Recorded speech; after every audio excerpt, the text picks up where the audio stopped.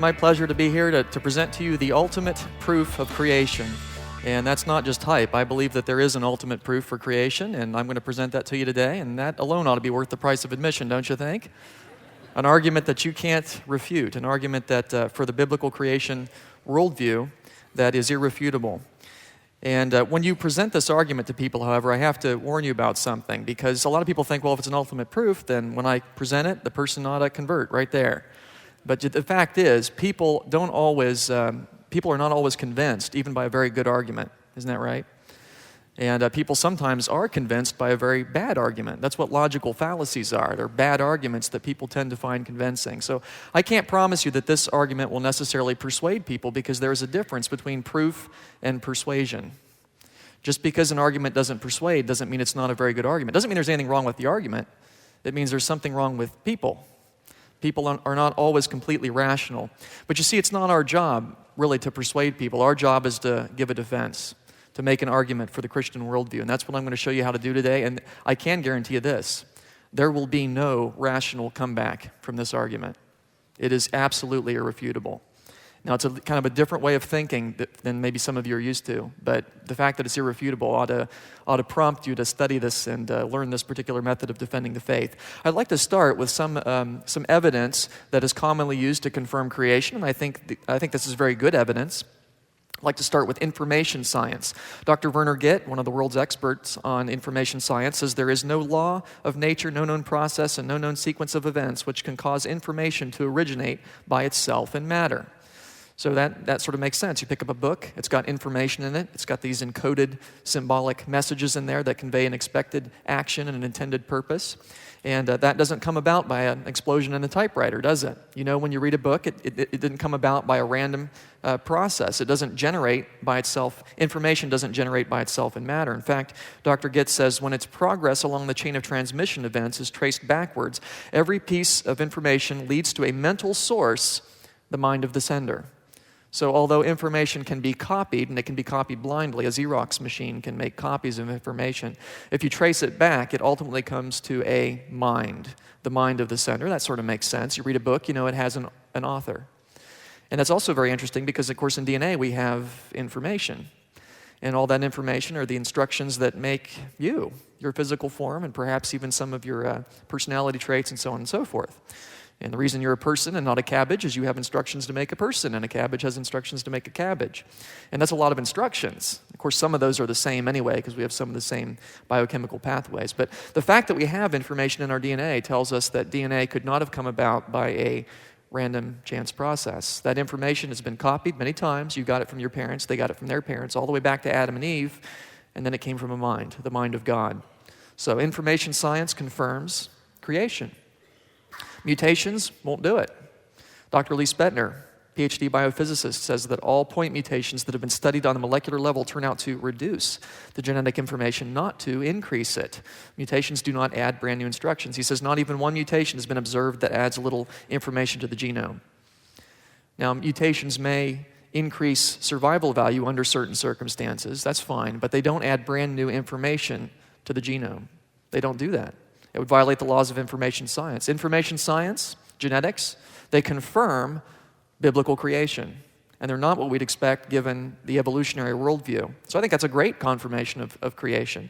We could talk about the biblical time scale and the fact that we find C14 in diamonds. And Dr. Snelling talked about that the other night. I think that's a really powerful confirmation of a young Earth, because C14 does not last even 1 million years. If the entire Earth were C14, in 1 million years it would be gone. It would have decayed into nitrogen. I didn't even believe that calculation until I did it myself. It's true. C14 just doesn't last that long. And so the fact that we find in diamonds that are supposed to be billions of years old tells us those diamonds are not billions of years old. They're thousands of years old. In fact, it limits the age at a few thousand years. And that, of course, the 58,000 there is an upper limit. It could be much younger than that. So carbon, or C14 in diamonds, and pretty much everything we find in the Earth, anything that has carbon in it has C14 in it, it appears.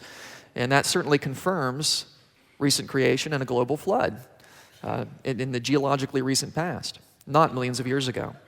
We could move out into space, talk about comets, the fact that comets are made up of ice and dirt and they orbit the sun, and every time they orbit, they lose a little bit of material. As the sun blasts away that icy material, it's what forms a comet's tail. Of course, we looked at some of those yesterday, those of you that attended my astronomy talk. So comets just don't last that long. They run out of material in about 100,000 years. And I've seen comets be destroyed in one pass as they go behind the sun. I used to have access to the SOHO spacecraft, and it would watch for comets, and among other things. And sometimes they would be destroyed in one pass. They do not last that long. And so if the solar system really were 4.5 billion years old, why do we still have comets? Now, I think these are amazing lines of evidence, don't you? I mean, they're pretty powerful confirmations of biblical creation. But they really don't constitute an ultimate proof. I mean, it may seem like I've refuted the evolutionary worldview, that I've absolutely demonstrated creation, but I haven't. And the reason is, for every one of these lines of evidence that I've presented to you, an evolutionist can always come up with what we might call a rescuing device. He can come up with a conjecture designed to protect his worldview from what appears to be contrary evidence. So in the case of comets, for example, my secular astronomy friends, they know that comets don't last that long. But they say, well, we know the solar system is billions of years old, so there must be some source of new comets, which they call an Oort cloud after its inventor, Jan Oort. And so the idea is there's this vast sphere of potential comets way beyond the planets, beyond where we can detect it. And every now and then, one of these is thrown into the inner solar system and becomes a brand new comet. So as the old ones are depleted, new ones replace them. That's kind of convenient. So you see the solar system can be billions of years old after all. Now, if I were to ask a secular astronomer, do you have any observational evidence of an Oort cloud? If he's honest, he'll say, well, no, but you can't prove it's not there, right? And that's true. I can't prove that there's not an Oort cloud. It's very hard to disprove something that can't be detected in any way. So yeah, I mean, that's true. And therefore, there could be an Oort cloud. And therefore, comets don't prove that the solar system's thousands of years old. They confirm it, but they don't prove it. And if you think about it, an evolutionist can always invoke a rescuing device because there are always unknowns. We don't know everything. And there are always unknowns in science, and therefore the evolutionist can always invoke a rescuing device. And by the way, so can you. I might ask you a question that you don't immediately know the answer to. You'll come up with a rescuing device. You're not ready to just give up your worldview on the basis of one little unsolved mystery there. And so I can't really blame my evolutionary colleagues for inventing the rescuing devices. I'm not blaming the secular astronomer necessarily for thinking there's an Oort cloud. That is consistent with his observation that there are comets and his worldview, his belief that the solar system is billions of years old. So he's thinking in a way that is consistent with his worldview. On the other hand, I don't necessarily believe in an Oort cloud. I don't have any reason to. I look at comets and I say, yeah, that's what I'd expect. Because I start with a different worldview, a different way of thinking about things. If you think about it, creationists and evolutionists really all have the same facts, don't we?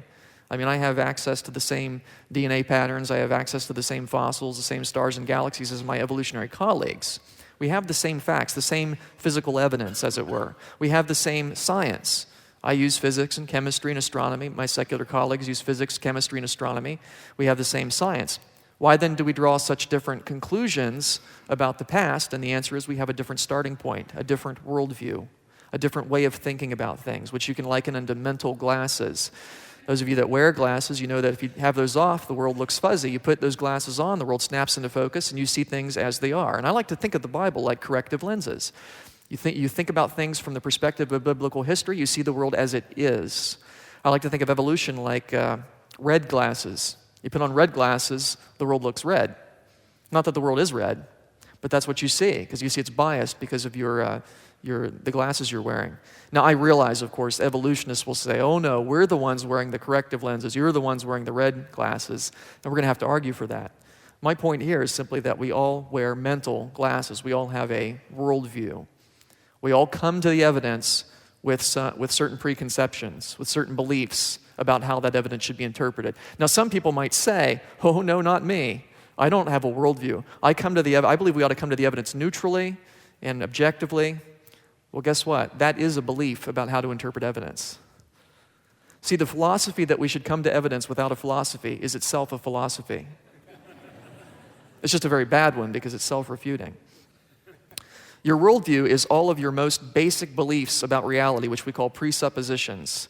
Presuppositions, your most basic beliefs about the universe, about how we know what we know, and so on and so forth. They are the rules of interpretation that we assume at the outset before any investigation of evidence. Before you do an experiment, a scientific experiment or otherwise, before you do anything, you already have certain beliefs about how the universe works. You already have certain presuppositions. For example, the belief that your senses are basically reliable. You take that for granted, that what you see and taste and touch and smell and so on really corresponds to the actual universe. You couldn't do an experiment on a rock if you didn't already believe that. You'd look at the rock and you'd say, well, just because I see it doesn't mean it's necessarily there. So there's no point in doing an experiment on it. You presuppose that your senses are basically reliable. That your memory is reliable is a presupposition. You believe that what you remember actually happened, right? For the most part. Now, if I asked you, how do you know that your memory is reliable? You say, oh, well, Dr. Lisle, that's easy. I took a test 2 weeks ago. I did very well on it. It was a memory test. Excuse me, how do you know you took a test 2 weeks ago? See, just because you remember it doesn't mean it happened unless you already presuppose that your memory is reliable. Or laws of logic are presuppositions. The fact that the law of non-contradiction, you can't have A and not A at the same time in the same relationship. That is a presupposition. You couldn't begin to reason about things unless you already took it for granted that there are laws of logic. That's a presupposition. Now here's the key. Creationists and evolutionists have different sets of presuppositions, different worldviews, different rules for interpreting the evidence. And that's very important to understand because the battle really isn't about evidence. It's about how evidence ought to be interpreted. And we have different standards by which we interpret the evidence. Now, for the creationist, the Bible is the ultimate standard by which evidence should be interpreted. I'm not saying that all creationists do have the Bible as their ultimate standard. I'm saying they should. The Bible should be our ultimate standard in reasoning. Now, I have secondary standards as well. I do believe that my senses are basically reliable. But that's not my ultimate standard because I know my senses can be fooled. You take a beam of wood, for example, and put it in water at an angle, and it looks like the wood bends when it goes under the water because of the way the light refracts. Now, you don't believe your eyes in those circumstances, do you? You don't believe the wood actually bends just because you see it, because you have a greater standard that solid things stay solid even underwater and under most circumstances. You have greater standards than that. And ultimately, it will come back to an ultimate standard, which I argue ought to be the Bible. The Bible should be our ultimate standard. What about the evolutionist? What is his or her ultimate standard? Well, it actually depends on which evolutionist you ask, because there's not one single evolutionary worldview, but commonly naturalism is the ultimate standard for the evolutionist. Naturalism is the belief that nature is all that there is. There's nothing beyond the natural world. If it cannot be explained by physical processes, it doesn't exist. And then there is also empiricism. That's another ultimate standard that might be used by many evolutionists. And sometimes they believe in a combination of these two, but one of them is obviously more ultimate than the other. Empiricism is the belief that all truth claims are answered by observation. If you want to know something, you go out and look. Go out and do an experiment. That's how you answer all truth claims. Of course, I believe many truth claims are answered that way, but not all of them. Let's talk about evidential arguments. And by that I mean an argument that attempts to leave worldviews out of the discussion and simply talk on the basis of individual evidences.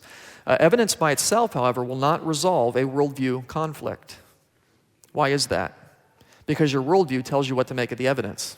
You see, that's why evidence by itself is not going to resolve anything. It's not decisive.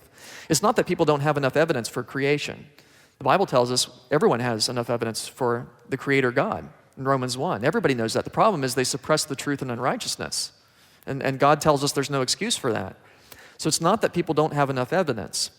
Their presuppositions tell them what to make of that evidence. And I want to give you a silly example just to drill this home. There was a man who was convinced that he himself was dead. He thinks he's dead, and he's very upset about this. He doesn't like being dead. Who would? And his doctor is trying to convince him, look, fella, you're perfectly healthy. I mean, you're not dead. You're walking and talking. And the guy thinks about it and he says, yeah, but people can have muscle spasms even after clinical death. That could explain my ability to walk and talk. And the doctor says, but look, I have medical charts showing you're perfectly healthy. And the guy says, yeah, but who knows if you're interpreting that properly? And in any case, maybe that's not even my chart. Maybe the name got swapped. And the doctor says, okay, I'm going to prove to you that you are not dead. Do dead men bleed?